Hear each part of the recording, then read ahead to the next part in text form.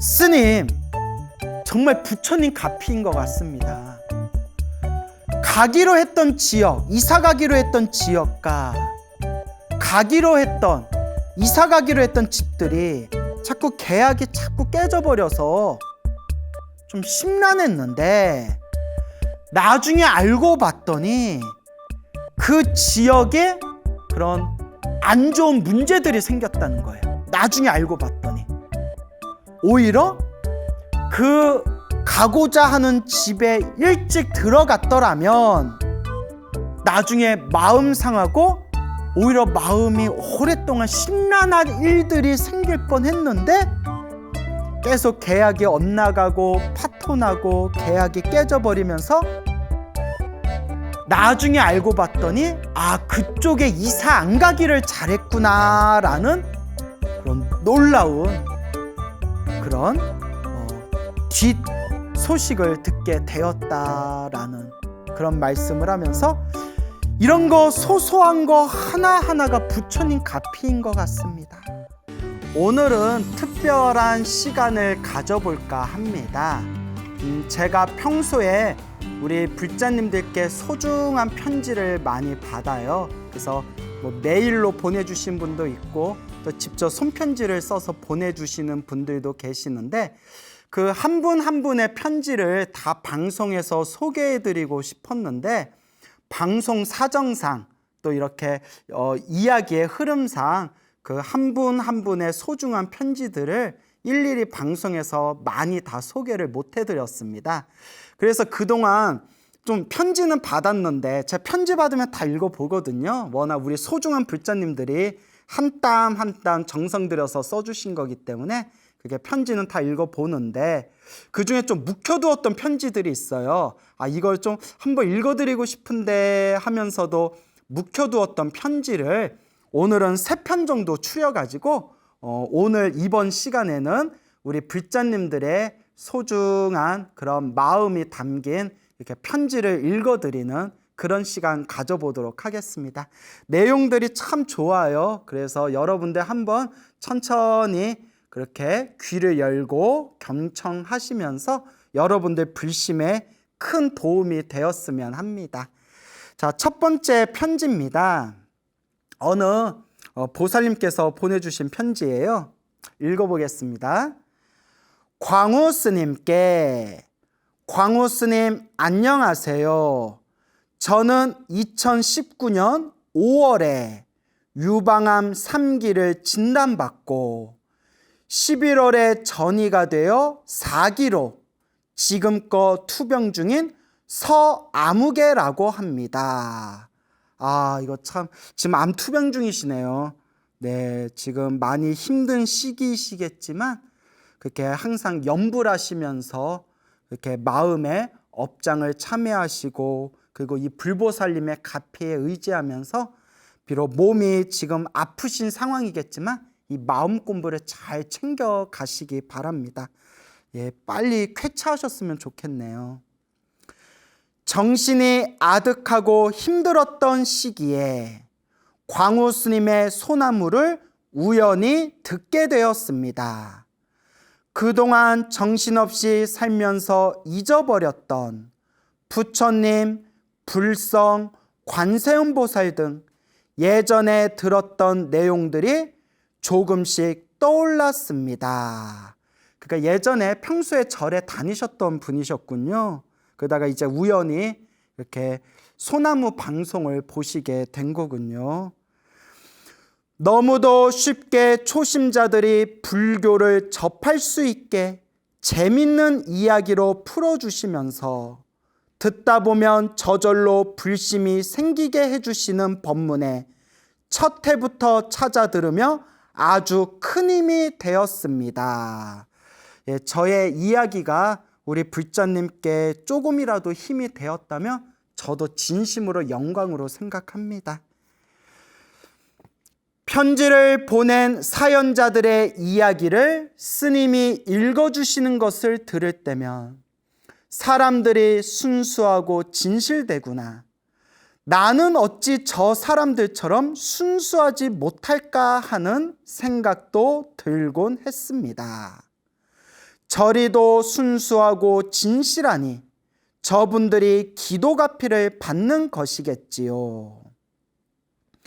저는 업장이 두터워서 그런가 너무 오랜만에 기도를 하니 마음이 집중이 잘 안 되고 아플 때면 더욱더 그런 것 같습니다.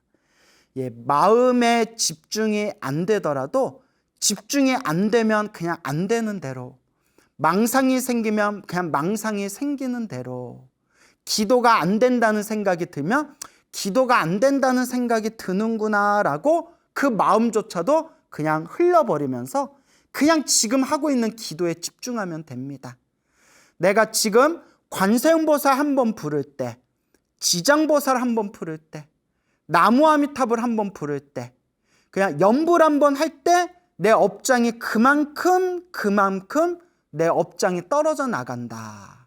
내가 부처님의 경전을 독경하거나 부처님의 가르침을 사경할 때 그때 하면 한 만큼 내 업장, 내 악업들이 소멸하는구나 라고 생각하면서 그냥 하면 됩니다. 예. 그래도 희망의 끈을 놓지 않고 매일매일 염불하고 있습니다. 아주 훌륭하십니다. 예, 매일매일 그저 꾸준히 우리가 그냥 밥 먹듯이, 우리가 밥 먹을 때 그냥 입맛 없고 밥맛 없어도 그래도 때가 되면 이렇게 조금이라도 챙겨 먹지 않습니까? 그런 마음으로 그냥 밥 먹듯이, 밥 먹고 나서 비타민제 챙겨 먹듯이, 그래서 나중에는 그냥 호흡하듯이, 숨 쉬듯이 그냥 그렇게 자연스럽게 자꾸 염불하고, 그 염불도 습관이 돼야 됩니다. 그냥 자꾸 닦는 수밖에 없다. 예, 아주 잘하고 계십니다. 하다 보면 마음이 하나로 모일 때가 있으리라 생각합니다. 진작에 스님 법문을 들었으면 염불의 중요성을 알고 매일매일 더 열심히 했을 텐데 하는 아쉬움이 있습니다. 염불 법문을 미리 진작에 만났으면 물론 더 좋았을 수도 있겠지만 지금이라도 만난 게 큰 복입니다. 지금이라도, 이 순간이라도 부처님 법을 늦게라도 지금 만난 게 이게 정말 큰 복입니다. 그래서 그런 말이 있지 않습니까? 늦었다 생각했던 그때가 사실 가장 좋은 때였다. 그러니까 지금 좋은 때, 인연 따라 지금 부처님 법을 만났으니 지금부터라도 잘 닦으시면 됩니다. 그 또한 저의 복이라고 생각합니다. 배천만거 난조, 정말 맞는 말인 것 같습니다. 배천만거 난조, 배천만거, 중생의 인간의 의식으로는 헤아릴 수 없는 기나긴 시간을 백천만겁이라고 합니다. 백천만거, 헤아릴 수 없는 긴 시간이 지나도 난 조우, 어려울 난 조우, 조우는 만나다라는 뜻입니다. 만나기 어려워라. 백천만거 기나긴 시간이 흐르고 흘러도 이 부처님의 법은 참으로 만나기가 어려운데 우리가 이번 생에 사람으로 태어나 부처님의 법을 만났으니 이것이 복이요, 성근이요, 큰 공덕인 것입니다. 지금 몸이 불편하시지만 불편하신 지금 이 상황에서라도 부처님의 법에 귀의해서 지금 염불 공덕을 짓고 계시니 우리 불자님 이 마음 창고에 이 공덕이 무럭무럭 자라나고 있을 겁니다. 스님 건강하십시오. 감사합니다. 그래서 지금 암 투병 중이신 우리 불자님께서 몇 달 전에 보내주신 편지인데 이제야 읽어드리게 되었습니다. 그래서 우리 불자님 이 방송 보고 계시는지 모르겠는데 어서 빨리 쾌차하시기를 제가 진심으로 축원드리고 그리고 아울러서 마음속에 이런 마음으로 염불하시기를 바랍니다. 부처님, 제가 아직 세상과 인연이 남아있다면 제 병이 빨리 낫게 해주시고 제가 세상의 인연과 다한 거라면 다음 생 제 목숨이 다할 때 오직 극락세계 왕생하여지이다. 오직 아미타 부처님 극락세계 왕생하여지이다. 오직 부처님 불국토에 왕생하여지이다. 나무 아미타불 간절하게 염불하시기 바랍니다. 우리 불자님께 항상 편안하고 복된 날이 되시기를 제가 축원드립니다. 나무 아미타불. 자, 두 번째 편지 소개해 드리겠습니다. 광우 스님 안녕하십니까? 저는 부산에서 살고 있는 소나무 애청자 심아무개라고 합니다. 예, 부산에서 편지 보내주셨네요. 부산을 우리 스님들은 흔히 불심의 도시라고 하죠. 뭐 옛날보다는 이제 불자들이 많이 줄었다고는 하지만 그래도 우리나라 대한민국에서 또 가장 불심이 센 지역 중에 대표적인 곳이 또 부산이지 않습니까? 예, 부산의 불자님께서 또 이렇게 편지를 보내주셨네요. 항상 좋은 법문과 가피 이야기를 많이 말씀해 주셔서 감사드립니다. 저는 아들이 3명인데 아들만 3명이에요. 아이고 키우기 힘드시겠다. 예. 그래도 아들이 3명이면 딸 하나 정도만 있어도 참 이렇게 더 좋을 텐데 그래도 아들 3명이나 두셨네요. 아들 부자시네. 초등학생 2명, 미취학 아동 1명 있습니다. 한참 귀여울 때네요. 눈에 넣어도 안 아플 때죠. 2년 전부터 자녀들에게 잠자기 전 경전에 나오는 좋은 말씀을 뽑아서 들려주기 시작했습니다. 초등학생하고 아직 초등학교 들어가지 않은 이제 유치원이겠죠. 유치원에 있는 애한테 부처님 경전의 좋은 말씀을 뽑아서 잠자기 전에 들려주셨다고요? 애들이 좋아하던가요? 애들이 알아듣기 힘들 텐데, 지루해했을 텐데.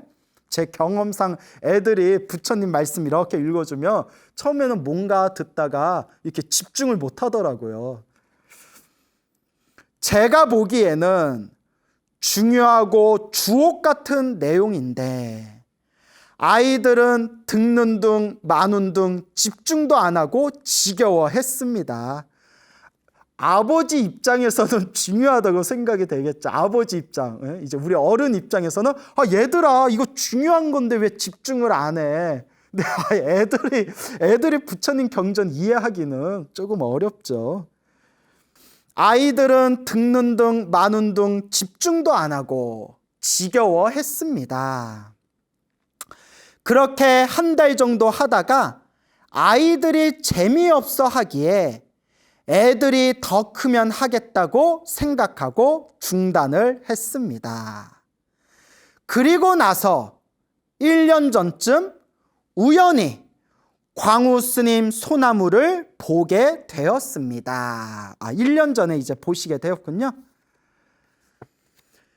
애들에게 불교설화 이야기를 해줄까 물어보니 좋다고 하길래 광우 스님께서 소개해 주신 불교설화와 가피 이야기를 들려주었습니다.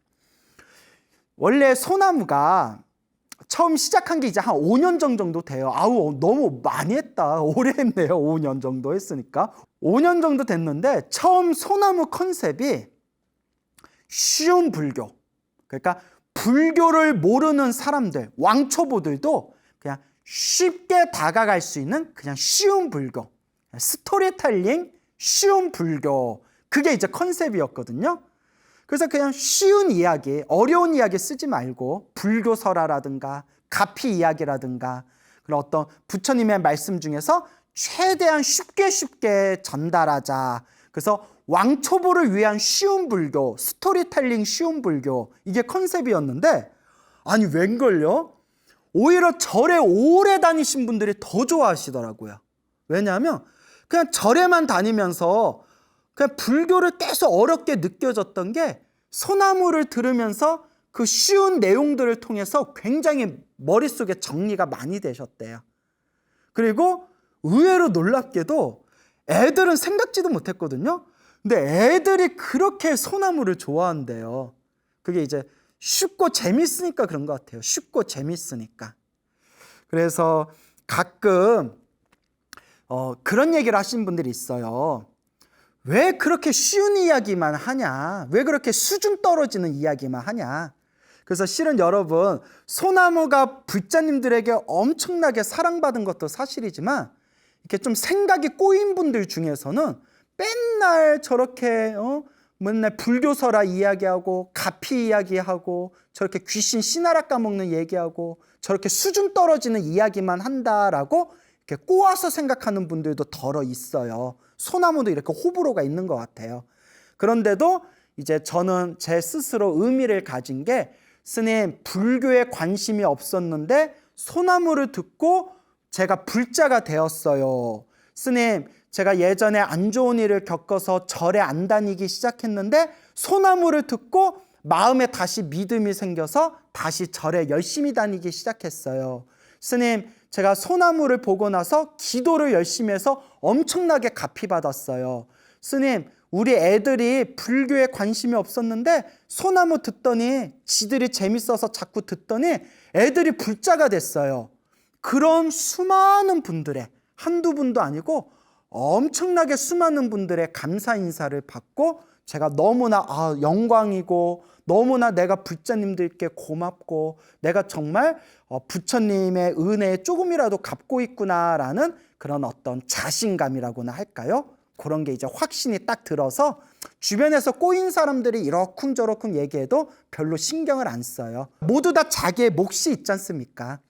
요리하시는 분들 중에서도 파 써는 분이 있고 양파 써는 분이 있고 조리하는 분이 있고 면을 잘 끓이는 분이 있고 볶음밥을 잘 만드는 분이 있고 또 국을 잘 끓이는 분이 있고 저마다 자기들의 몫이 있지 않습니까? 그게 바로 화엄의 가르침입니다. 가지각색의 꽃들이 저마다 꽃을 피워서 아름다운 화장세계를 만드는 것. 그래서 의외로 처음에 왕초보를 위한 컨셉으로 이렇게 쉬운 불교 이야기 해서 소나무가 시작되었는데 절에 오래 다니신 불자님들도 많이 사랑해 주셔서 정말 과분하다 생각이 들었고, 또 너무나 고마운 게 우리 아이들도 많이 좋아라 하더라고요. 애들도 소나무를 즐겨 듣는다라는 이야기를 자주자주 들었습니다. 어쨌거나 참 감사드립니다, 여러분. 그날부터 애들이 180도 태도가 바뀌어서 매일매일 이야기를 해달라고 졸랐습니다. 너무 기뻤습니다. 그러니까 일단 재밌어야 돼요. 우리 젊은 청년 불자들하고 제가 청년회 하면서 대화를 많이 나눌 때, 야, 청년들이 왜 이렇게 절이 안 나오는 것 같아? 근데 여러 가지 이유가 있어요. 여러 가지가 이유가 있는데 항상 애들이 대답하는 것 중에 항상 1위, 2위 순위에 올라오는 게, 스님, 절에 오면 너무 어려워요 라고 이야기합니다. 스님들 법문이 너무 어려워요.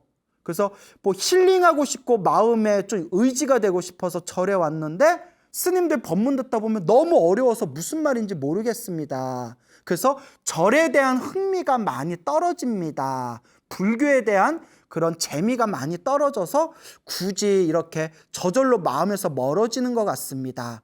이런 얘기를 제가 숱하게 많이 들었습니다. 그래서 요새 이제 젊은 스님들 중에서도 이렇게 쉽고 재밌게 부처님의 가르침을 전달하려고 노력하는 스님들이 이제 많이 생겼지 않습니까?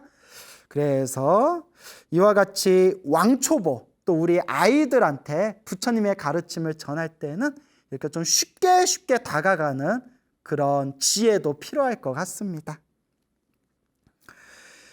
그렇게 잠자기 전에 이야기를 들려주었는데 애들이 매일매일 2편씩 이야기를 해달라고 해서 약 3개월을 들려주었더니 광우 스님께서 말씀해 주신 내용의 80%를 이야기해 줬습니다. 우리 거사님이 완전 모범 아버지네요. 아니, 아이들이 매일매일 애들을 위해서 그 이야기 2편씩 3개월 동안 들려주었다는 거는 정말 대단한 거죠. 아유, 우리 거사님 모범 아버지십니다. 참 아이들을 정말 사랑하시는 것 같아요. 제가 직장을 다니면서 점점 이야기 찾는 것이 쉽지가 않아 불교 설화 등을 따로 검색하여 들려주다가 평일에는 애기 엄마가 동화책을 읽어주고 저는 불교 설화를 주말에만 들려주기로 했습니다. 주말에만 불교 설화 이야기해 주는 것을 아이들은 불만이 많습니다. 우리 아이들이 불심이 있다. 우리 아이들이 전생에서부터 착한 성근이 있나 봐요. 이렇게 부처님 이야기를 좋아하는 거 보니까.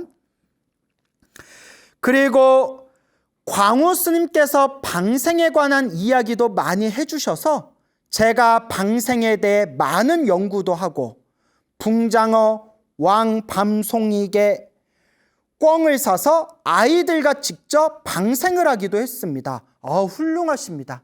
이렇게 복과 선업을 짓기 위해서 이렇게 스스로 노력을 하셨네요. 방생 공덕이 참 뛰어나죠. 제가 소나무에서도 여러 번 얘기했지 않습니까? 그리고 기도를 열심히 해서 꿈에서 갚이 받는 신기한 이야기도 아이들이 아주 좋아합니다. 그래서 우리도 어렸을 때 전설의 고향 엄청 좋아했잖아요. 그래서 전설의 고향 할 때쯤이면 잠 안 자고 꼭 TV 앞에 붙어서 그렇게 보던 그런 기억이 납니다. 그러니까 아이들 입장에서는 이제 전설의 고향 같은 느낌이겠죠. 광우 스님 덕분에 이렇게 좋은 인연을 아이들과 나눠줄 수 있어서 너무너무 감사한 생각이 들었습니다. 저도 참 감사하게 생각합니다.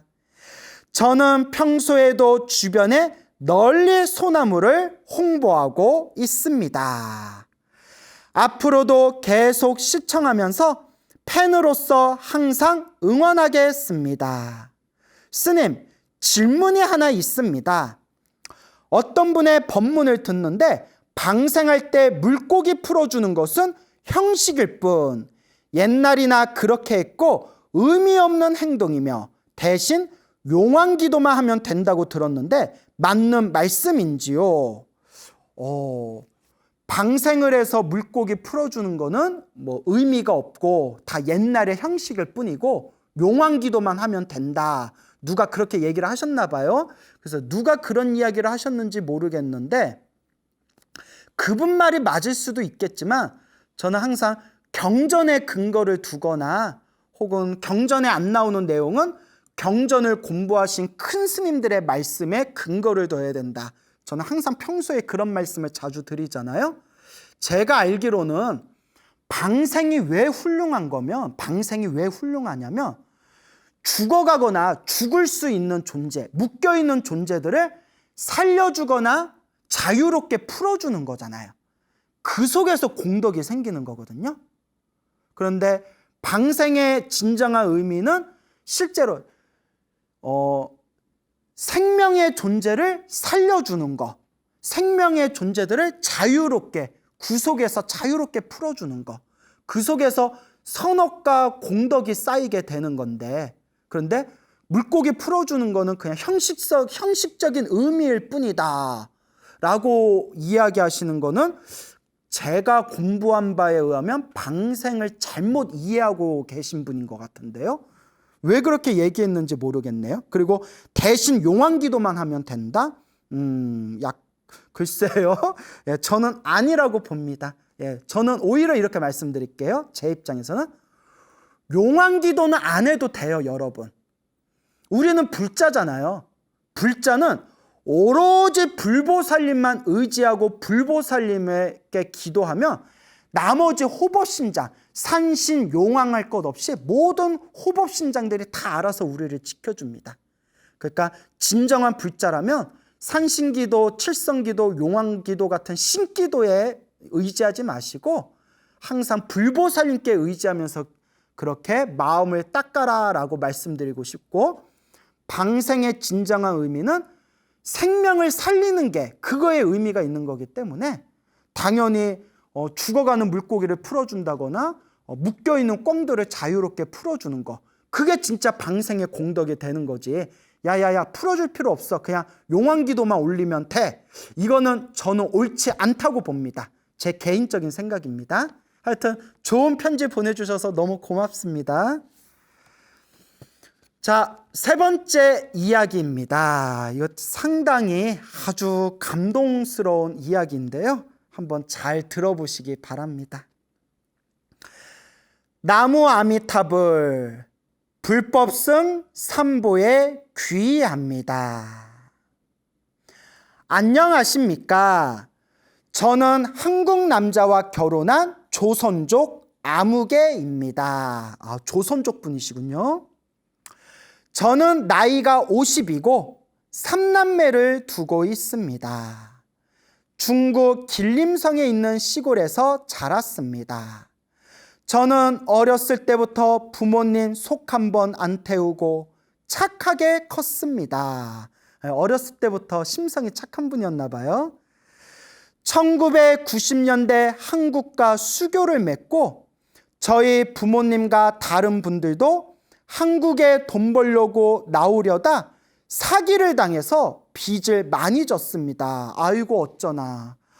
우리 이 세상에서 이 사기꾼들이 좀 싹 다 사라졌으면 좋겠어요.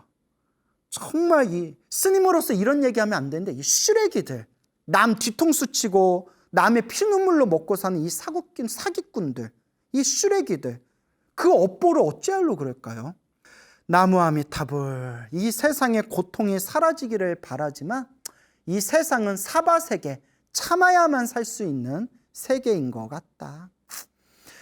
한국에 돈 벌려고 나오려다 사기를 당해서 빚을 많이 졌습니다.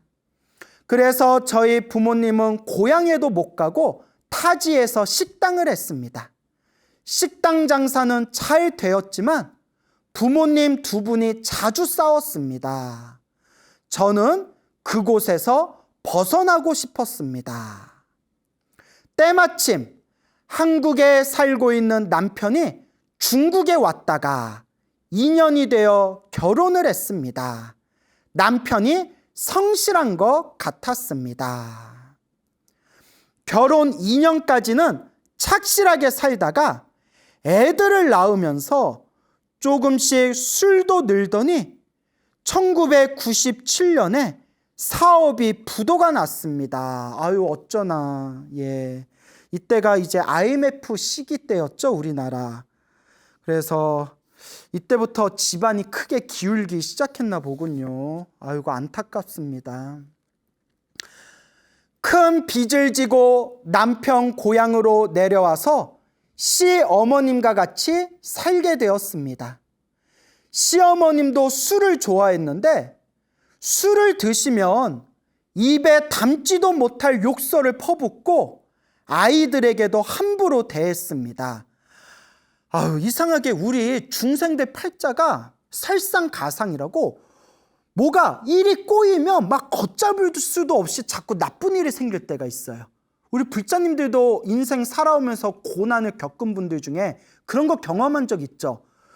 요거 고개 하나 넘길만 하면 막 연달아서 막 비가 퍼붓고 눈이 내리고 서리가 끼고 안 좋은 일이 생길 때 연달아서 마치 도미노처럼 사람을 정말 쥐어짜듯이 그런 좋지 못한 상황들이 막 펼쳐질 때가 있습니다.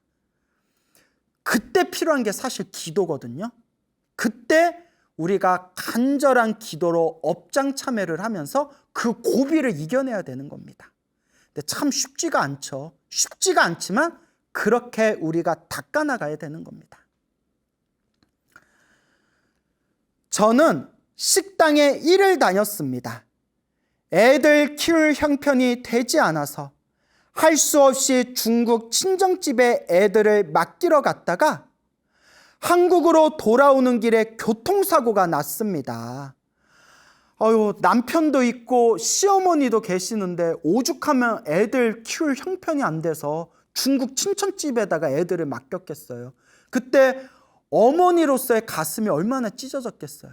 그런데 너무나 제가 답답하고 가슴이 아픈 일이 안 풀리려니까 계속 이런 거예요. 한국으로 돌아오는 길에 큰 교통사고를 당하게 됩니다. 참 정말 미치고 팔짝 뜰 일이죠. 택시가 화물차 뒷바퀴에 부딪혀서 도로 위에서 세네 바퀴를 돌았어요.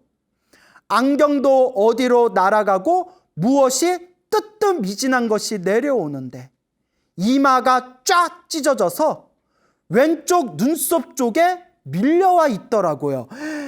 이렇게 이마가 찢어져서 이렇게 눈썹 위에 이렇게 이제 살이 이렇게 밀려 내려왔나 봐요. 그럼 피도 엄청 나왔을 거예요. 정말 큰일 날 뻔했네요. 중국은 그때 119 같은 것이 없었어요. 길에 지나는 차도 없고 이러다 과다출혈로 죽겠구나라는 생각도 했습니다. 얼마나 무서웠을까요? 얼마나. 결국 병원에 갔는데 다행이네요. 그래도 구출돼서 병원에 가셨군요. 요추 3번이 골절되었습니다. 결국 중국 친정집에서 3개월 정도 몸 추스리고 한국에 와서 식당 일을 계속했습니다. 진짜 인생사 너무 괴롭다. 요추 3번이 골절됐는데 3개월 겨우 몸 추스리고 한국으로 돌아온 뒤에 식당 일을 계속 하시는 거예요. 진짜 참 우리 중생들 사는 거 보면 말 못할 사정으로 힘들고 괴로운 분들 정말 주변에 많을 것 같아요. 얼마나 아프셨을까.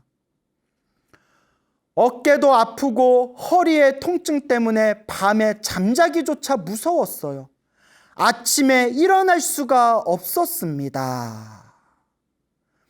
남편은 도박에 빠져 집에 안 들어올 때가 많았습니다. 이혼하고 싶었지만 애를 보고 꾹 참고 살았습니다.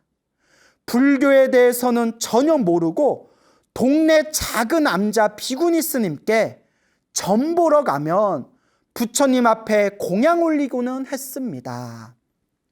불교에 대해서는 전혀 모르지만 뭔가 답답하니까 무엇이라도 막 의지하고 싶고 지푸라기라도 쥐고 싶은 심정에 아마 동네에 있는 어디 절에 갔겠죠. 그래서 비구니 스님께 너무 답답하니까 이제 점을 받나 봐요. 근데 여러분 꼭 명심하시기 바랍니다. 제가 역술하시는 분들, 점 보시고 역술하신 분들을 이렇게 제가 존중을 합니다. 존중을 하는데 그냥 부처님 경전을 공부한 스님 입장에서 여러분 점이나 사주팔자는 아무런 도움이 되지 않습니다. 제가 수백 명의 신도들과 상담을 하고 그 중에 오만 유명한 점집 다닌 신도들 얼마나 많겠어요. 제가 별의별 얘기 다 들었어요. 제 얘기가 아니라 그분들 얘기조차도 백날 너무 답답해서 백날 점 보러 다녀도 아무런 효험이 없더래요. 심지어 제가 이런 얘기 들었어요. 차라리 그동안 점 보러 다녔던 그 돈 모아놨으면 서울은 아니고 지방에 조그만 건물 하나는 올렸을 거라고, 조그만 집 하나는 샀을 거래요. 그런 얘기까지 들었습니다. 결론은 소나무 팬들은 이미 다 아실 거예요. 기도하고 복짓고 마음을 잘 닦는 거, 오로지 이게 핵심입니다. 백날 점 봐도 내 운명이 바뀌지 않습니다, 여러분. 집 이사를 하고부터 안 좋은 일들이 자꾸 생겼습니다. 2009년 어깨 수술, 2013년 큰아들 목욕탕에서 넘어져서 오른쪽 광대뼈 골절 수술, 2013년 자궁 난소혹 수술, 2016년 허리 디스크 수술, 2017년 접촉사고, 그리고 남편은 도박으로 큰 돈을 잃었습니다. 나는 참 착하게 살았다고 생각하는데 왜 자꾸 이런 안 좋은 일이 생길까? 우연히 광우 스님 소나무를 보게 되었어요. 그때 제가 알게 되었지요. 제가 아이를 2번 지웠습니다. 아이고. 그때 어려운 살림에 애를 낳을 자신이 없었습니다. 제가 큰 살생의 업보를 지었습니다. 불교에서는 낙태도 사람을 죽인 업이라고 나옵니다. 경전에도. 그래서 불교에서도 낙태를 아주 무거운 업으로 보고 있거든요. 그래서 이 업을 혹시라도 여러분들 중에 실수로 낙태 그런 업이 있으신 분들은 정말 피눈물 흘리는 마음으로 정말 이 업장을 이번 생에 잘 닦으셔야 됩니다. 참 어려운 이야기네요. 이런 큰 죄업이 있는데도 전생에 쌓은 복덕이 있었는지 광우 스님 법문을 듣게 되어 모든 것이 자업자득 인과응보를 믿게 됐습니다. 내가 지은 업을 내가 받는 거구나.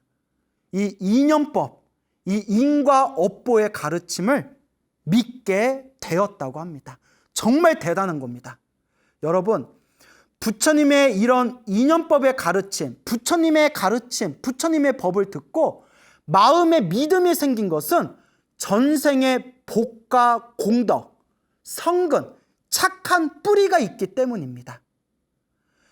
아무리 좋은 이야기를 해줘도 업장이 두꺼운 사람들은 아무리 부처님 좋은 이야기를 해줘도 꼬아서 생각을 해요. 꼬아요. 실제로 우리 스님들, 좋은 법문하시는 스님들 밑에 댓글 보면 5만 가지 악성 댓글들이 많아요. 저도 많은 불자님들이 저의 이야기를 사랑해 주시지만 이렇게 저도 댓글들 보면, 저는 이제 댓글을 거의 안 보는데 댓글들을 보면 정말 입에 담지도 못한 그런 욕이라든가 심지어는 부처님의 소중한 가르침을 막 꼬우고 비방하고 비난하는 사람들이 숱하게 많아요. 제가 여러분들에게 조금이라도 더 부처님 가르침을 더 쉽게 전달하려고 이렇게 이야기를 여러분들에게 전해드려도 저중 뻥치고 있네. 야, 네가 뭘 알아? 야, 깨침 뒤에 나와라. 깨치지도 못한 사기꾼 놈아. 뭐 이런 것도 신도들 보면, 그런 걸 보면 막 속상하대요. 왜 우리 스님한테 그럴까? 어쩔 수 없어요. 저마다 업이 달라요. 저는 그냥 에휴, 업장이 두꺼워서 그렇다. 업장이 두꺼운 불쌍한 중생들이다. 이렇게 생각을 하죠. 근데 우리 보살님은 전생에 공덕이 있어서 부처님의 법문을 듣는 순간 모든 게 인과 업보구나. 모든 게 내가 지은 인연법이구나. 그렇게 믿게 되었다. 지금은 108배로 매일 참회 기도를 하고 있습니다. 태아영가 천도제에도 동참하였는데 꿈을 꾸었습니다. 황금색 2마리 뱀이 하늘로 날아가는 꿈을 꾸었습니다. 그 후로 이상하게도 피곤함이 싹 사라지고 몸이 아주 가벼워졌습니다. 태아영가 천도제를 동참하고 그리고 몸에서 황금색 2마리 뱀이 하늘로 날아가는 꿈을 꾸었다. 아기를 2명 이렇게 지웠다고 했잖아요. 그 2명 지운 아기들이 하늘로 날아가는 2마리의 황금뱀이 하늘로 날아가는 꿈을 꾼 걸 보니까 좋은 곳으로 천도가 되었나 봐요. 정말 다행입니다. 그 후로 이상하게도 피곤함이 싹 사라지고 몸이 가벼워졌다. 알게 모르게 그런 어떤 어두운 영가의 에너지가 계속 나를 좀 힘들게 했었나 봐요. 그런데 이와 같이 공덕을 닦으면서 그렇게 부처님의 가피를 받게 되셨나 봅니다.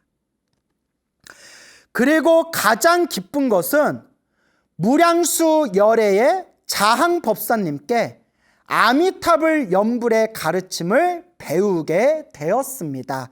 아이고 훌륭하십니다.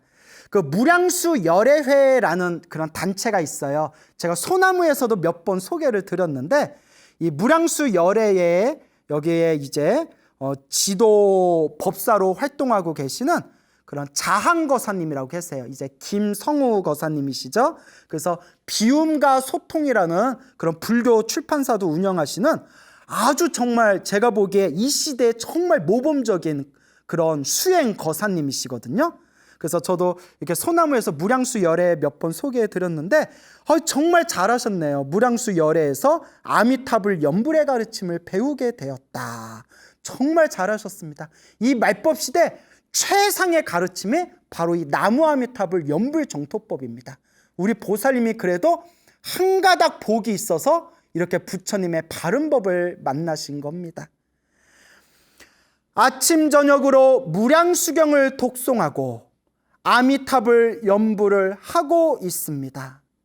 서방정토 극락세계 왕생하기를 발언합니다. 이 말법시대 서방정토 극락세계 왕생하기를 발언하면서 정토를 닦는 연불정토 행자는 이 말법시대 진흙 속에 핀 연꽃과 같은 존재라고 했습니다. 우리 불자님 정말 훌륭하십니다. 저는 지금 술, 고기 다 끊었습니다. 화도 내지 않습니다. 스님 덕분입니다. 저는 지금 너무 행복합니다. 저는 지금 너무 행복합니다. 제가 이 편지를 이렇게 읽고 이렇게 편집하는 과정에서 이 편지를 몇 번을 읽었지만 이 부분에서 가슴이 울컥거려요. 이거 지금 몇 번을 읽었는데도 지금도 제가 막 눈물이 나올 것 같아요. 이렇게 힘든 삶을 사셨는데 불법을 만나고 나서 우리 불자님 하시는 말씀이 저는 지금 행복합니다. 이것보다 더 위대한 부처님 가피가 어디 있겠습니까?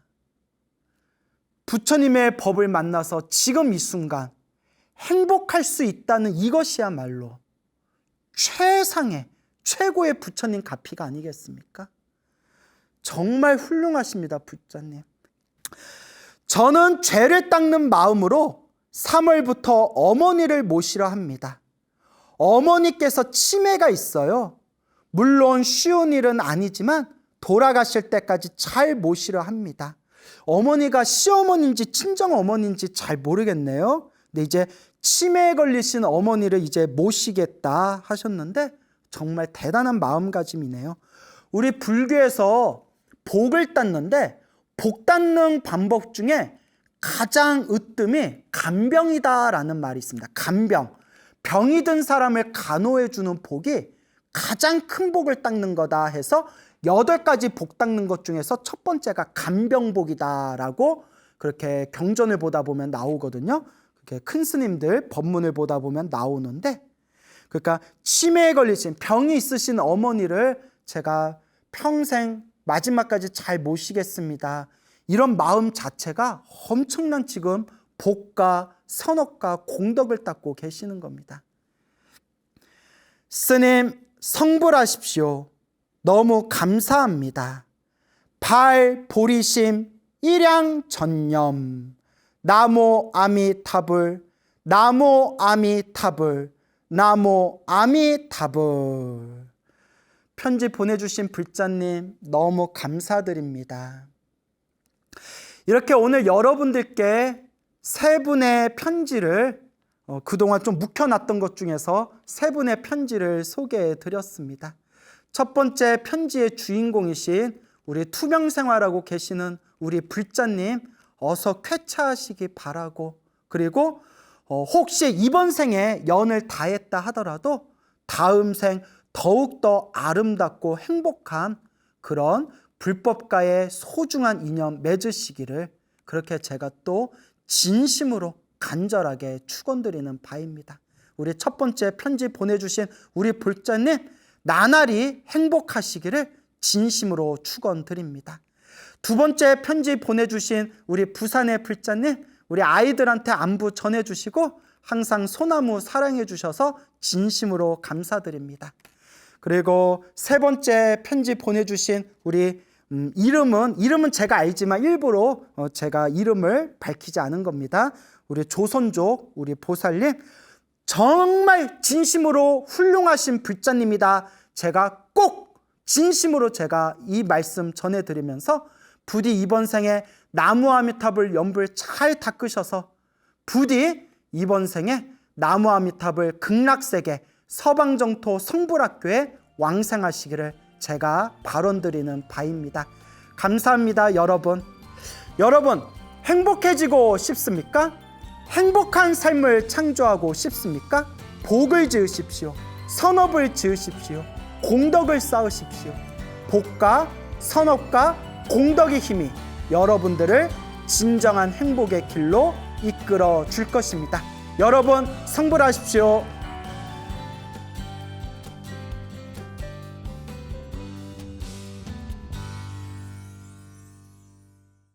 오늘 또 여러분들에게 또 재미난 이야기, 또 우리 불자들의 불심을 또 널리 일으킬 수 있는 그런 좋은 이야기 전해드릴까 합니다.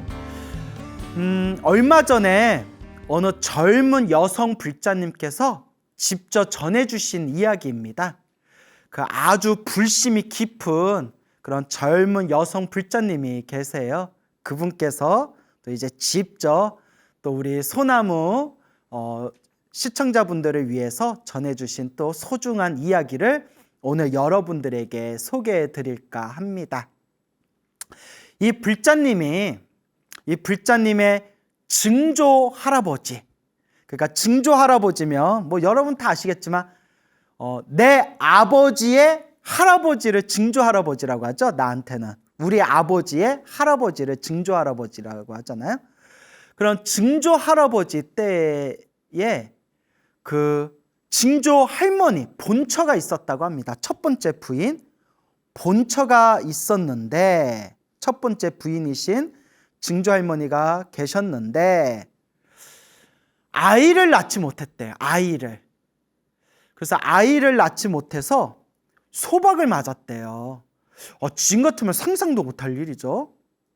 그런데 더 안타까운 일이, 집에서 쫓겨났는데, 아이를 못 낳는다고 이제 본처가 쫓겨났는데, 이 증조할머니, 첫 번째 증조할머니가 친정에도 못 갔대요. 왠지는 모르겠지만 뭐 아마 이제 시집 갔으니까 너는 그 집 시댁 귀신이지 친정에 출가 외인이 어찌 오냐 뭐 이런 거였나 보죠. 시댁에서 쫓겨나고 친정에도 못 가고 그러다 그만 길에서 죽으셨대요. 아유. 그러니까 이 이야기를 전해주시면서 그 증조 손녀 되시는 요 여성 불자님께서도 막 안타까워하고 지금 현실에서는 있을 수 없는 일이다라는 말씀을 본인도 하시더라고요. 말하면서만 안타깝네요. 그 옛날 사람도 좀 이상한 데가 있는 것 같아요. 옛날 사람들. 예? 그리고 이게 또 옛날 사람이라고 다 그런 것도 아니에요. 그 증조 할아버지 되신 분이 정말 큰 업을 지으신 거예요. 그래, 애를 못 낳았다 합시다. 그러면 그냥 부인은 부인대로, 본처는 본처대로 같이 살고, 또 뭐 옛날엔 또 뭐 두 번째 부인도 받고 세 번째 부인도 받았잖아요. 그러면 그냥 오손도손 같이 살면 되지. 애를 못 낳는다고 그걸 내쫓아 버려가지고 그 첫 번째 부인 되신 분이, 첫 번째 증조 할머니가 쫓겨나서 친정에도 못 가고 헤매시다가 길에서 그렇게 그냥 돌아가셨대요. 전문 용어로 객사라고 하죠. 객사. 길에서 그렇게 죽은 걸 객사라고 하는데, 그 얼마나 한을 품고 세상을 떠났겠어요. 아우, 너무 안타깝다. 그렇죠? 이것도 업본가요? 근데 너무 무서운 업본 것 같아요. 안타깝네요. 그렇게 증조 할아버지는 두 번째 부인을 얻었대요. 두 번째 부인을 얻었고, 두 번째 부인은 아이를 잘 낳았대요. 그래서 삼남 삼녀를 낳았대요. 삼남 삼녀. 야, 6명을 낳았네요. 삼남 삼녀를 낳고 그 삼남 삼녀 중에 한 분이 이제 이 불자님의 할아버지가 되는 거죠. 그런데 이런 말씀을 하시는 거예요. 그 업이 참 무섭더라. 왜냐? 두 번째 부인 밑에서 나온 삼남 삼녀가 다 안 좋게 돌아가셨대요. 자살을 하셨거나, 혹은 단명을 하셨거나, 혹은 큰 병에 걸려서 돌아가셨거나, 하여튼 그 삼남 삼녀 6명이 곱게 죽은 분이 없었대요. 그러니까 다 안 좋게 돌아가셨대요. 오, 소름 끼쳐. 정말 무슨 업인가요? 그 삼남 삼녀, 두 번째 부인에게 나온 삼남 삼녀가 다 자살하신 분도 있고 단명하신 분도 있고 큰 병에 걸려서 가시거나 그렇게 세상을 떠나셨고, 그래서 그런지 몰라도 그 대에 그 가족, 후손되는 가족들을 보면 다들 저마다 좀 몸들이 안 좋거나 일찍 세상을 떠나거나 그렇게 좀 몸에 질병이 좀 많거나 좀 가족들 내력이 좀 그렇대요. 그러니까 이쯤에서 우리가 뭐 시나리오를 하나 만들어 보자면, 길에서 객사하신 첫 번째 부인의 그 가문에 대한 원한, 원망, 그 원귀가 돼가지고 저렇게 후손들이 안 풀리는 것인가, 뭐 이런 식의 전설의 고향 같은 또 시나리오를 한번 짜볼 수가 있겠죠. 어쨌거나 진실은 모르겠고 하여튼 다들 그렇게 안 좋게 돌아가시게 되었고, 또 요 불자님이 지금 한 얘기는 친가 쪽 얘기고 외가 쪽으로도 이렇게 자살하신 분들도 있었대. 자살하신 분도 있고 좀 안 좋게 돌아가신 분도 있고, 그 집안이 좀 어수선한 그런 좀 분위기가 있었나 봐요. 근데 제가 예전에 어른스님들께 자주 듣던 내용 중에 하나 이런 내용이 있어요. 집안에 자살한 사람이 있으면 그 자손 중에도 또 꼭 자살하는 사람이 나올 확률이 높고, 다 그렇다는 건 아니고 높고, 집안에서 자꾸 자살하는 사람들이 나오면 그 밑에 후손들 중에 또 계속 자살하는 사람들이 나온다 라는 이야기를 어른스님들께 들은 바가 있어요. 그래서 이렇게 불자님들하고 신도님들하고 무슨 대화하다가 무슨 뭐 자살 얘기 뭐 이런 얘기 나왔을 때, 혹시 집안에 가족이나 윗대에 자살하신 분 있지 않습니까? 하면 맞아요 라는 얘기를 또 많이 듣습니다. 그 어떤 업의 에너지가 있나 봐요. 특히 그렇게 길에서 객사하거나 혹은 막 스스로 한을 품고 자살하신 분들은 막 천도가 쉽게 안 되고 막 구천을 떠돌면서 막 이렇게 인연 있는 자손한테 들러붙기도 하고 뭐 이렇게 안 좋은 업의 에너지 파장들을 만들어내고 뭐 이런 흉흉한 그런 공포소설 같은 그런 내용도 있지 않습니까? 또 실제로 이런 말도 있어요. 사람이 자주 죽은 지역, 사람이 많이 죽은 그런 지역에 원귀들이 있을 경우 거기서 꼭 사건 사고가 난대요. 뭐 그런 얘기도 있어요. 그래서 옛날에 어느 큰 스님께서는 항상 해제 때가 되면, 결제가 끝나고 해제 때가 되면 바랑에 딱 요령이랑 법요지 딱 바랑 안에 넣으시고, 그렇게 사람이 뭐 물에 빠져서 죽은다거나 뭐 교통사고 당해서 죽은다거나 사건 사고가 많은 흉흉한 곳에 가서 떠들고 있는 영가들이여 어서 좋은 데 가시오라고 이렇게 당신께서 천도제도 많이 지내주신 그런 어른스님들 이야기도 있거든요. 이런 업의 에너지, 업의 기운, 이런 업의 파장, 이런 걸 쉽게 무시할 수가 없습니다. 어쨌거나 그래서 이 불자님이 딱 자기네 엄마하고 자기를 빼고는 친가나 외가 쪽 집안을 보면 다 교회 다니거나 다 무교래요.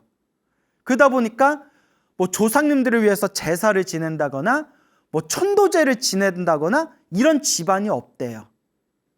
그래서 이 불자님이 워낙 불심이 깊으니까 혹시 우리 조상님들, 나와 인연 있는 영가분들이 혹시 천도되지 못하고 떠들고 있는 분들이 계시지 않을까 싶어가지고 이 불자님이 항상 백중 때마다, 우리 절에서 백중기도 올리지 않습니까?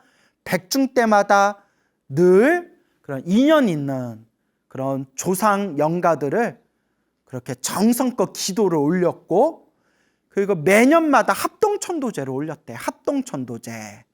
우리가 보통 그냥 개인 천도제를 지낼 때는 조금 보시금이 조금 비싼 편이잖아요.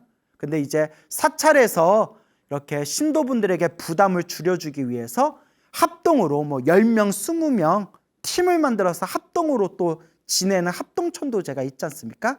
그러면 보시금, 공양금이 조금 그래도 부담이 덜하죠.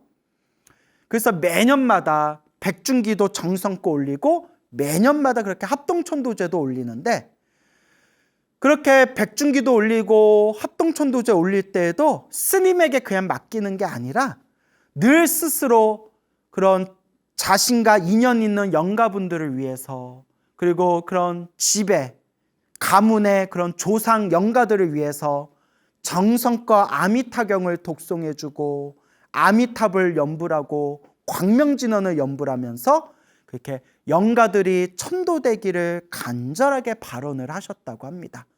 이건 아주 중요합니다, 여러분. 우리 불자들이 천도제 같은 거에 관심이 많잖아요. 절에 오래 다니다 보면. 근데 많은 불자님들이 착각하고 있는 게 있어요. 절에다 천도제 올리면 스님들이 알아서 천도시켜 주겠지, 이런 법은 없어요. 천도제는 분명히 공덕이 있지만 천도의 진정한 공덕을 성취하려면 본인이 기도해야 돼요. 제가 그동안 소나무를 통해서 여러 번 말씀드렸죠? 본인이 기도하고 본인이 염불해야 됩니다. 자기 자신이 닦아야 됩니다. 그래서 천도제는 천도제대로 공덕은 있지만 천도제는 만병통치가 아니다. 또 진정한 나와 인연 있는 영가들을 진정한 영가천도를 하기 위해서는 또 본인이 스스로 정성껏 기도하는 그 힘이 필요하다라는 이야기를 그동안 소나무를 통해서 자주자주 말씀을 드렸습니다. 그러니까 이 불자님도 아주 지혜롭게 그렇게 이제 인연 있는 영가분들을 위해서 백중기도도 올리고 합동천도제도 올리고 개인적으로도 그렇게 연불 공덕을 많이 지었다고 합니다. 그렇게 한 3년 정도가 지났을 때 어느 날 생생한 꿈을 꿨대요.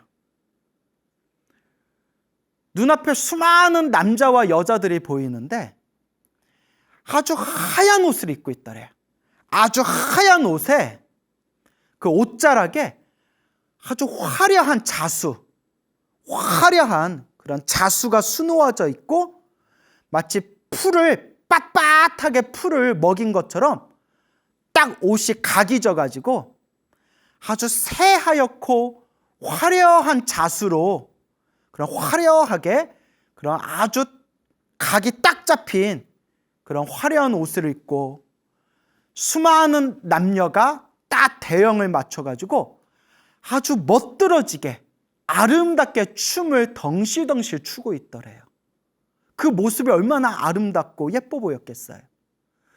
수많은 남자와 여자들이 아주 하얀색 좋은 옷을 입고 아주 멋진 그냥 덩실덩실 아름다운 춤을 추는 모습을 보면서 잠에서 딱 깼는데 꿈이 너무 생생해가지고 그때 기도하시는 스님께 여쭤보니까 그 스님께서 조상님들이 영가들이 천도되는 아주 좋은 길몽이다라고 그렇게 해몽을 해줬다고 합니다.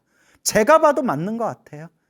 이렇게 영가천도 기도를 많이 하신 분들 보면 그런 꿈꾸는 것 중에 공통된 꿈들 중에 하나가 뭐 수많은 사람들이 모여서 음식을 맛있게 드시고 떠난다거나 아니면 아주 좋은 옷을 입고 뭐 이렇게 춤을 추면서 즐거워하신다거나 이제 그런 어떤 공통된 패턴의 꿈들이 있거든요. 물론 뭐 우리가 꿈에 집착할 필요는 없지만 이와 같은 그런 경험을 통해서 이제 마음에 크나큰 그런 이제 평온을 느끼셨다고 합니다.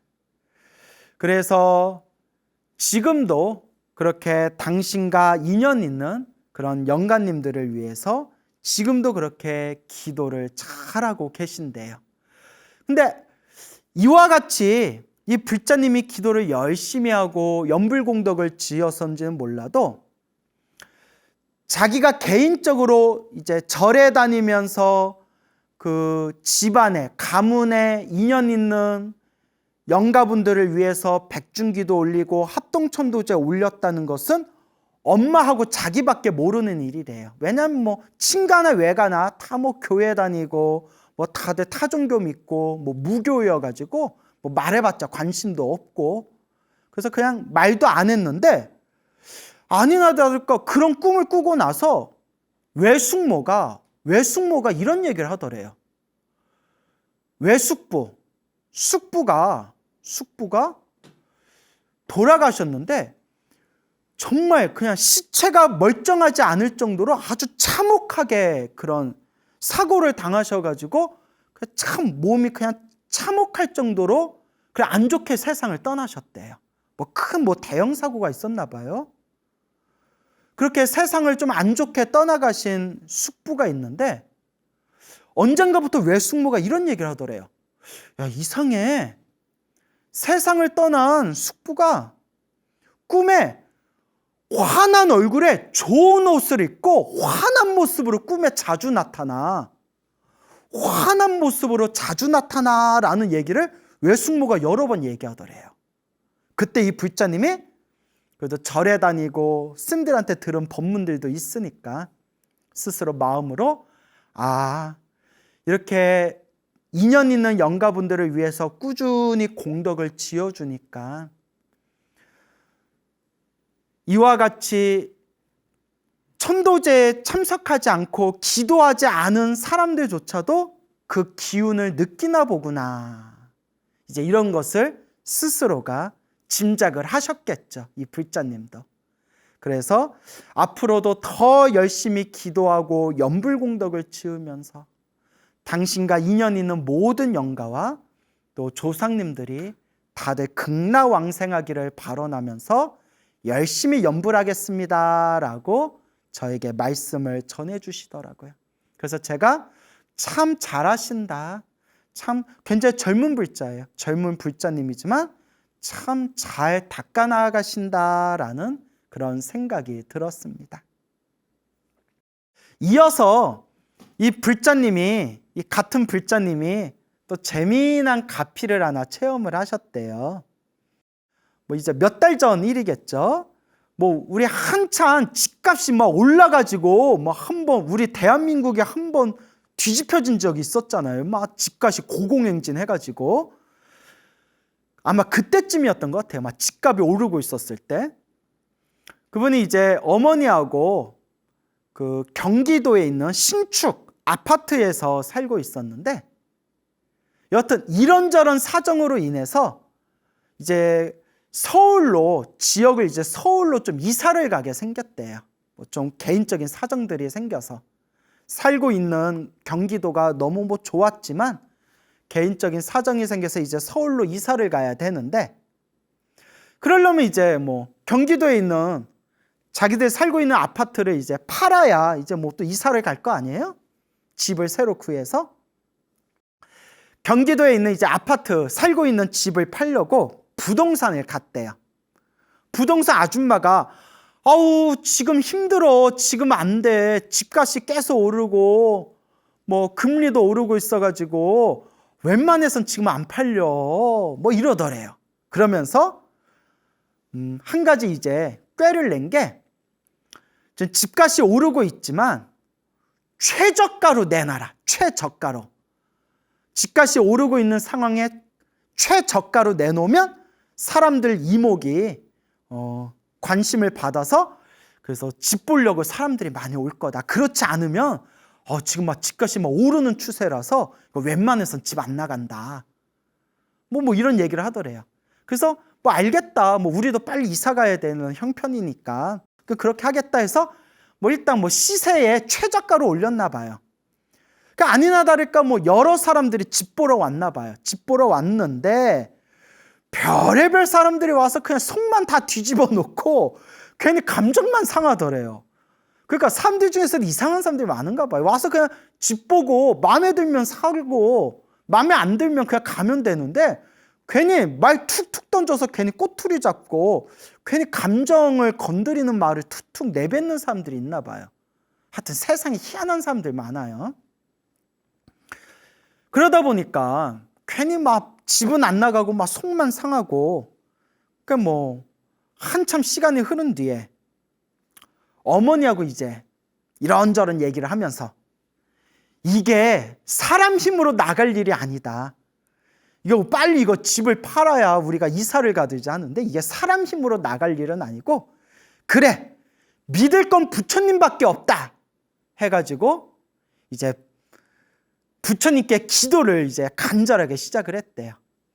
그래서 저 관음기도 도량으로 유명한 그런 도량에 가서 3일 동안 기도를 하고 3일 동안 관음기도를 열심히 하고, 집에 와서도 매일 천수경 외우고 관세음보살 보문품 외우고 관세음보살 42수주 외우고 염불 하면서 제발 집이 빨리 나가게 해주세요 라고 간절하게 기도했대요. 그때 발언하시면서 부처님, 불보살님, 저희가 급한 사정이 있어서 집이 빨리 나가길 바랍니다.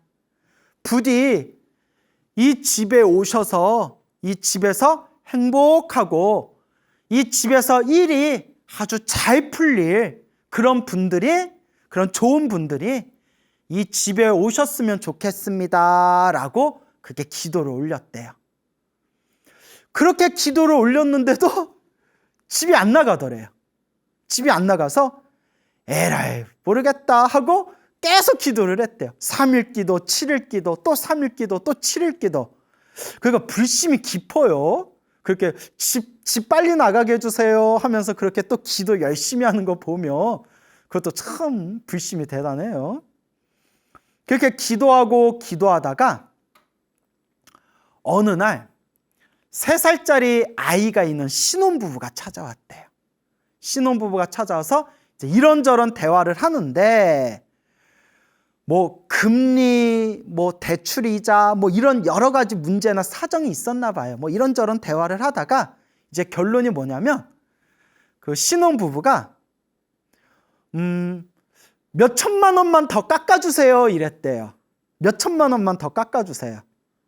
보통 사람 같으면 아니 이 아파트도 시세보다 최저가로 내린 건데 여기서 더 깎아달라면 곤란하죠. 막 이렇게 막 밀고 당기고도 뭐 할 텐데, 이 불자님이 그래도 마음이 참 고와요.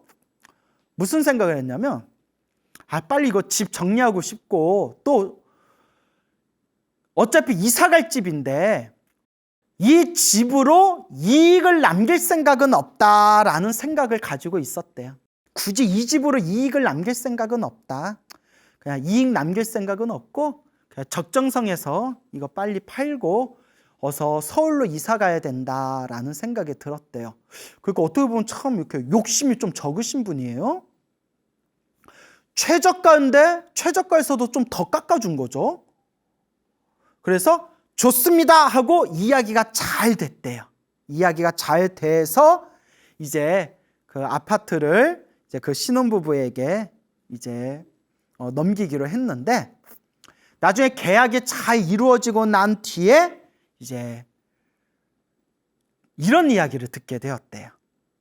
그 신혼부부가, 집을 이제 받은 신혼부부가 원래 어디 전셋집에 살고 있었는데, 전셋집에 한창 살고 있을 때 집주인이 오셔가지고 집주인이 우리 아들이 이제 결혼해서 여기 살 거니까 이제 집을 좀 빼줘요 이랬대요. 그러니까 이 신혼부부가 아드님이 결혼하세요? 그러니까 이제 아들이 대학원 다니는데 웬 결혼? 막 이랬대요. 대학원 다닌다고 들었는데 근데 뭐 어떡해요. 뭐 아들이 결혼해서 이제 집에 들어온다는데 뭐 전세 빼줘야죠. 어떡하지 막 이렇게 고민하고 있던 차에 얼마 뒤에 집주인이 이제 또 다시 찾아와서 아니야 그냥 살아 이러더래요. 그냥 살아. 그러니까 이제 신혼부부가 깜짝 놀라서 아니 아드님이 결혼해서 들어온다더니 그냥 살아요? 그러니까 그때 집주인이 이제 하는 얘기가 사실 뻥이야 이러더래요. 뻥이야, 거짓말이야. 아니 집세 좀 더 받으려고 간 본 거죠. 여러분, 우리 이러면 안 돼요. 말해놓고도 좀 그렇다. 간 보려고, 집세 좀 더 올리려고 간 보려고 내가 그렇게 얘기했는데 요새 전셋값이 갑자기 막 올라가니까, 전셋값이 올라서 이제 사람 구하기가 힘들 것 같으니까 그냥 계속 살아라 이렇게 얘기를 한 거예요. 신혼부부 그때 막 상처를 받았대요. 하면서 마음에 상처를 받았대. 막 집 없는 서름, 막 되게 서운하고 섭섭하고 막 서름이 느껴지더래. 그래서 어차피 이번 참에 나가기로 했으니까 이번 참에 집을 한번 구해보자 해가지고 이제 이 불자님 아파트에까지 오게 됐는데, 나중에 하는 얘기가 그 와이프 되는 분이, 부인 되는 분이 딱 아파트에 보자마자 너무 마음에 들더래요. 그냥 눈에 뭐가 쉰 것처럼 너무 마음에 들더래요. 왜 그런지 모르겠지만 생각할 거 말 것도 없이 오빠 여기 너무 마음에 들어, 웬만하면 여기로 하자 이렇게 얘기하더래요. 그래서 뭐 남편은 어떡해요? 뭐 같이 사는 뭐 마누라가 여기 집이 너무 좋아, 나 그냥 여기 살고 싶어 이러니까, 그래서 계약을 하려고 했는데 계약 당일날 장모님이 오셨대요. 소식을 듣고, 야, 요새 같은 시기에 지금 뭐 집을 산다는 게 말이 되냐?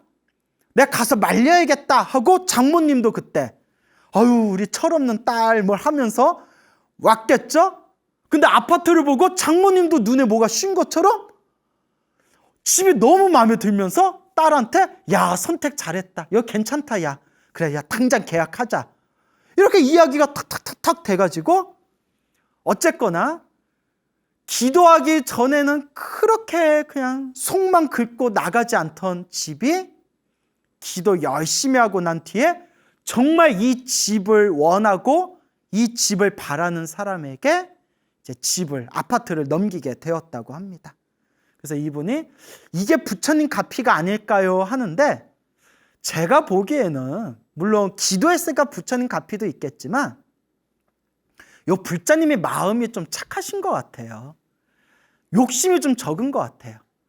아파트도 최저가로 부동산에 올렸는데 거기서 또 신혼부부들이 이렇게 부탁을 하니까 거기서 또 몇 천만 원을 깎아줬다는 거 보면 그냥 본래 이렇게 욕심 없이 마음을 그렇게 냈기 때문에 서로가 그냥 기분 좋게 이렇게 좋은 결과를 맺은 게 아닌가라는 생각이 듭니다. 근데 이 불자님이 이제 아파트 넘기기로 했고 서울로 이사를 가야 되는데, 가기로 했던 지역에 그 집들이 계약을 하려고 할 때마다 자꾸 파토가 나더래요. 자꾸 계약이 깨져버리더래요. 너무 속상하더래요. 신경 쓰이고. 이제 집도, 이제 아파트도 팔았고 우리도 이제 이사 가야 되는데, 이제 가려고 하는 그 집들이 자꾸 이제 문제가 생기고 계약이 자꾸 깨져버리니까 나중에 지쳐가지고 무슨 생각이 드냐면, 이대로 가면 이거 그냥 짐은 컨테이너에다 일단 보관하고 어디 집 구할 때까지 이거 절에서 기도하면서 절에서 지내야 되는 거 아니야? 이런 생각이 들 정도였대요. 어쨌거나 이상하게 기분 좋게 이제 아파트도 다른 사람들한테 넘겼는데, 이제 서울에 집을 구해야 되는데 자꾸 계약이 파토나고 자꾸 깨지고 자꾸 엇나가 버리고 이렇게 지칠 때쯤에 나중에 놀라운 사실을 알게 됐대요. 스님, 정말 부처님 가피인 것 같습니다.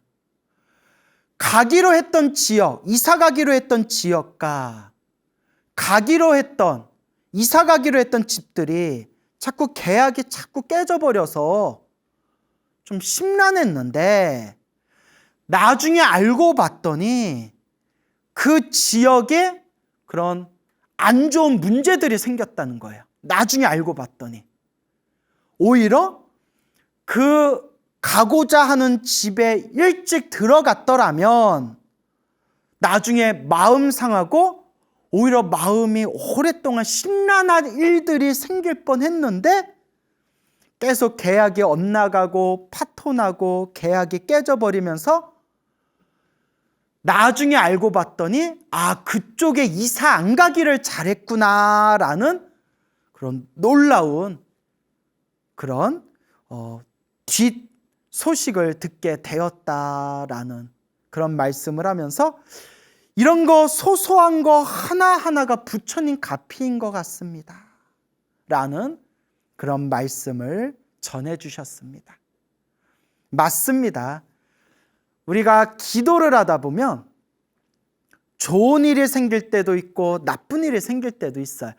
막말로 기도한다고 모든 일이 술술 풀리고 좋은 일만 생기면 이 세상에 절에 다니면서 기도하는 사람들은 뭐 이 세상에 살아가면서 기도만 하면 모든 일이 술술 풀린다면 세상에 걱정할 게 뭐가 있겠어요. 하지만 절에 열심히 다니고 기도를 열심히 해도 안 좋은 일이 생길 때도 있습니다. 분명히. 그럴 때 우리가 꼭 명심해야 될 게 있어요. 좋은 일이 생기든 나쁜 일이 생기든 좋은 일이든 나쁜 일이든 내가 지은 업의 인연이다 생각하고 업장을 소멸하는 마음으로 공덕을 닦는 마음으로 묵묵히 닦아 나아가면 결국에는 내 삶의 발걸음을 살펴봤을 때 결국 기도하고 정성스럽고 간절하게 염불한 내 삶의 흐름이 결국 알게 모르게 점점 좋은 쪽으로 흘러가고 있었구나라는 걸 나중에 발견하게 됩니다. 그래서 제가 늘 불자님들에게 말씀드리는 게 일희일비하지 말자. 지금 당장 좋은 일 생겼다고 막 기뻐하고 지금 당장 내가 원하는 일이 성취되지 않고 안 좋은 일이 생겼다고 해가지고 슬퍼하지 말자. 일희일비하지 말고 그냥 좋은 일이 생기든 나쁜 일이 생기든 부처님께 딱 내려놓고 모든 게 인연 따라 일어나고 인연 따라 사라진다라는 믿음을 가지고 염불하고 기도하고 이 마음을 닦아 나아가면 알게 모르게 내 업의 에너지가 점점 좋은 쪽으로 흘러가게 됩니다. 수많은 불자님들이 체험하신 거예요. 저도 체험했고 수많은 불자님들이 체험하신 이야기입니다. 저도 늘 마음에 되새기는 제 마음의 결심이 있어요.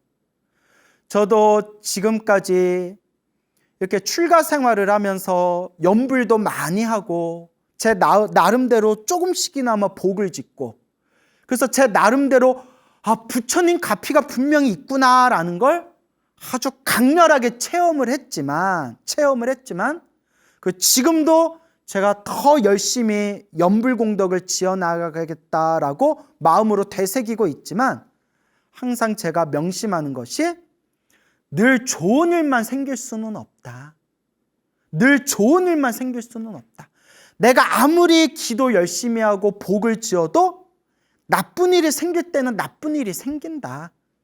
그걸 늘 마음에 되새기고 있습니다. 그리고 물론 저도 마음 한구석에는 저도 중생이라서 제발 나쁜 일이 안 생겼으면 마음 다칠 일이 안 생겼으면 하지만 인생은 그렇지가 못해요.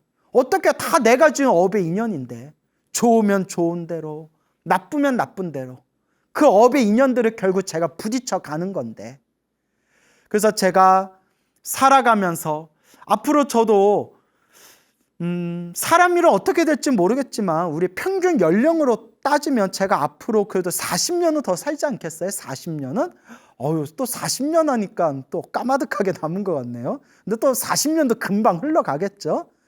40년 살면서 뭐 별의별 일 안 생기겠어요, 진짜? 막말로 이렇게 큰 사고 안 난 것만도 그저 감사할 따름이죠. 하지만 앞으로 인생을 살면서 별의별 일이 생기고 좀 안 좋은 일이 생긴다 하더라도 이 또한 흘러가리라. 내가 지은 업의 인연을 내가 만난 것이다.